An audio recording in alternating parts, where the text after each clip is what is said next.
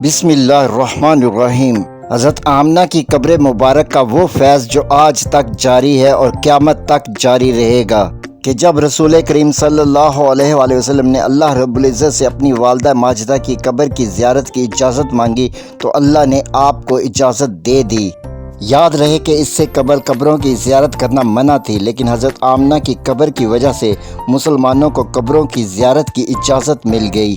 حضرت ابو ہریرہ سے روایت ہے کہ رسول اکرم نے اپنی والدہ کی قبر کی زیارت کی تو آپ رو پڑے اور آپ کے ارد گرد والے بھی رو پڑے۔ آپ نے فرمایا کہ میں نے اپنے رب سے اپنی والدہ کی قبر کی زیارت کی اجازت مانگی تو مجھے اجازت دے دی گئی۔ بس قبروں کی زیارت کیا کرو کیونکہ وہ تمہیں موت یاد کرواتی ہیں۔ میں نے تمہیں قبروں کی زیارت سے پہلے منع کیا تھا، لیکن اب میں تمہیں قبروں کی زیارت کی اجازت دیتا ہوں۔ قبروں کی زیارت کیا کرو، اس سے دل نرم پڑتا ہے اور موت یاد رہتی ہے۔ صحیح مسلم 5108 2252۔ جب ایک صحابی نے کہا خدا نہ کرے کہ میرا گھر رسول اللہ کے گھر کے قریب ہوتا، ایمان افروز حدیث مبارکہ۔ حضرت ابی بن کعب فرماتے ہیں کہ انصار کا ایک آدمی تھا، اس کا گھر مدینہ منورہ سے بہت دور تھا، مگر اس کے باوجود اس کی ایک نماز بھی رسول اللہ صلی اللہ علیہ وآلہ وسلم کے ساتھ چھوٹتی نہیں تھی۔ ہمیں اس کی تکلیف کا احساس ہوا تو میں نے اس سے کہا اے فلاں، کاش تو ایک گدھا خرید لیتا جو تجھے گرمی اور زمین کے کیڑوں مکوڑوں سے بچاتا۔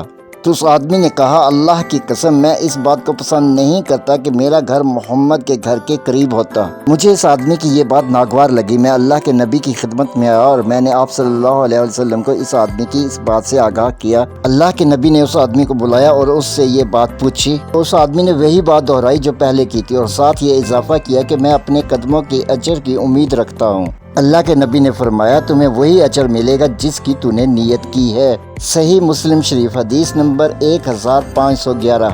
رسول کریم صلی اللہ علیہ وآلہ وسلم نے فرمایا 3 آدمی سفر پر جا رہے تھے کہ انہیں طوفانی بارش نے راستے میں آ لیا، لیکن ایک بہت بڑے پتھر نے غار بند کر دیا اور وہ تینوں غار میں پھنس گئے۔ ان میں سے ایک نے کہا کہ اپنے اپنے نیک اعمال یاد کرو اور ان نیک اعمال کے واسطے سے اللہ سے دعا مانگو کہ اللہ اس مصیبت سے ہمیں نکال دے، وگرنہ ہم اس غار میں بھوکے پیاسے مر جائیں گے۔ ان میں سے ایک نے کہا کہ میں اپنی بکریوں کا دودھ سب سے پہلے اپنے بوڑھے والدین کو دیتا تھا، ایک بار جب دودھ لے کر آیا تو وہ سو چکے تھے، میں دودھ لے کے ساری رات ان کے سرہانے کھڑا رہا، پتھر تھوڑا سا پیچھے سرک گیا، غار میں روشنی۔ دوسرے شخص نے کہا کہ ایک بار جب میں نے گناہ کا ارادہ کیا لیکن اس عورت نے کہا خدا کا خوف کر، یہ سن کر میں نے اللہ کی رضا کے لیے اپنا ارادہ ترک کر دیا، پتھر مزید پیچھے ہٹ گیا۔ تیسرے نے کہا کہ ایک مزدور کی اجرت میرے پاس رہ گئی تھی، میں نے اس سے کاروبار کیا جو پھیل گیا، لیکن جب اس مزدور نے مجھ سے اجرت طلب کی تو میں نے سارا کاروبار اس کے حوالے کر دیا۔ ابھی اس کی بات مکمل نہ ہوئی تھی کہ پتھر غار سے ہٹ گیا۔